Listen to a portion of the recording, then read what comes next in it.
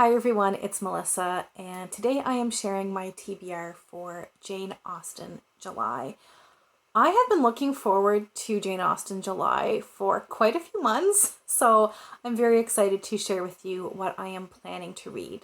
The first prompt is to read one of Jane Austen's main 6 novels. So I have read 3 of her main 6. Is that right? Yeah, 3. I've read Pride and Prejudice, I've read Emma, and I've read Sense and Sensibility. And so after this Jane Austen July, I will have over 50% of the main 6 read, which is really exciting. And I am going to read Northanger Abbey because this is one that I own. So I am trying to read down my shelves. So we're going to read this one. I don't hear Northanger Abbey talked about as much as maybe some of her other novels. So the only thing I really know about this is it's her Gothic fiction, but it's, I think, poking fun at Gothic books a little bit. So I don't really know much more than that. I think the main character is invited up to this estate. I'm assuming it's going to be very Gothic type manor, maybe a little spooky. And that's really all that I know about it. I'm assuming the manor is called Northanger Abbey. But that's really all I need to know because I like Gothic stuff. I like things that are, parodies, and I like Jane Austen. So let's put that all in a blender and, yeah, I think I'm going to like this. But like I said, I don't hear people talk about Northanger Abbey very much. So excited to see what that is like. I'm also going to be listening to Pride and Prejudice on audio. I read Pride and Prejudice back in 2020. I love it. And I always kind of have an audiobook going, so I figured might as well listen to Pride and Prejudice again because that's one of the books that are part of the read along for Jane Austen July. So that's those 2 things are what I am reading for the main 6. Number 2 is to read something by Jane Austen that is not one of her main 6 novels. And I've never read any of her other stuff, none of her juvenilia or anything. So I am going to read Lady Susan because if I remember correctly, this is the other read-along happening.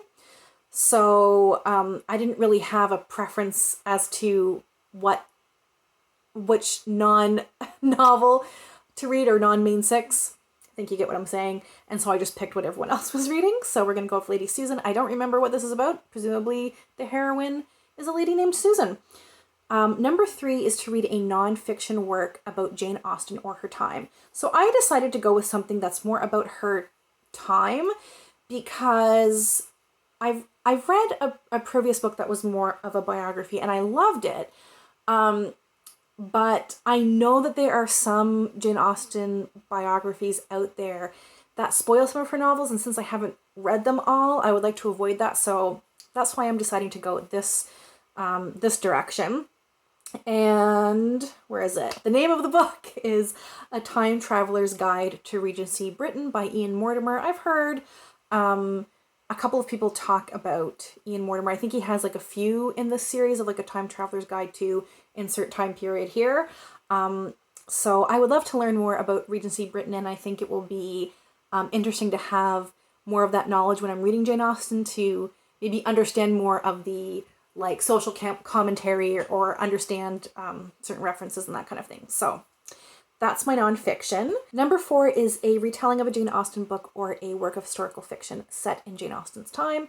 So I have 2 things here. I have one that's kind of the TBR, and I have one extra thing just in case I have the time to read something else.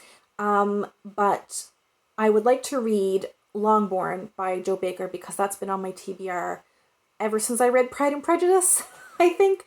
So I would really like to read that one. So this is the events of Pride and Prejudice through the eyes of the servants at Longborne. And I think it will be really interesting to read that while I am rereading Pride and Prejudice on audiobook. And I'm going to try my best maybe to kind of read them at the same pace in terms of the plot and what's happening. That might not work out, but I think that will be a little interesting, an interesting little experiment.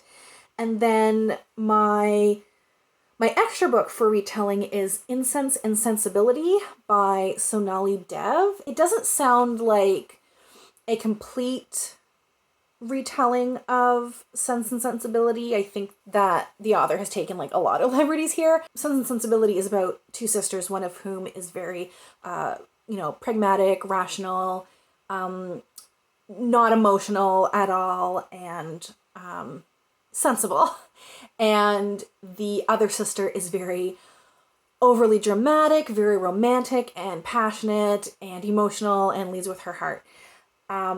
Whereas in this book, in Incense and Sensibility, it's not two sisters, it's like a romance. So if I've understood the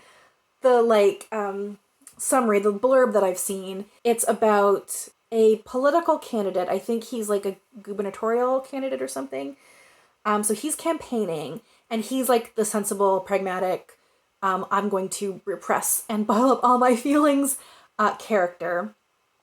And he's on the campaign trail, and he's very ambitious and has always just like been this go-getter, but the stress of the campaign and everything, he ends up like, I don't know if he has a panic attack or something happens, and so he seeks the help of a family friend. And I think the family friend is supposed to be the counterpoint of I'm very emotional and lead with my heart, blah blah blah blah type of character. So they've turned this into a romance instead of like a sister relationship. That's how I understand it anyway. So he goes to her because she's kind of like this, I don't know if you want to call her like a life coach type of thing, but she helps these like overly ambitious professionals de-stress. We're going to assume romance happens from there. So that's on my maybe pile. Number 5 is a book by a contemporary of Jane Austen.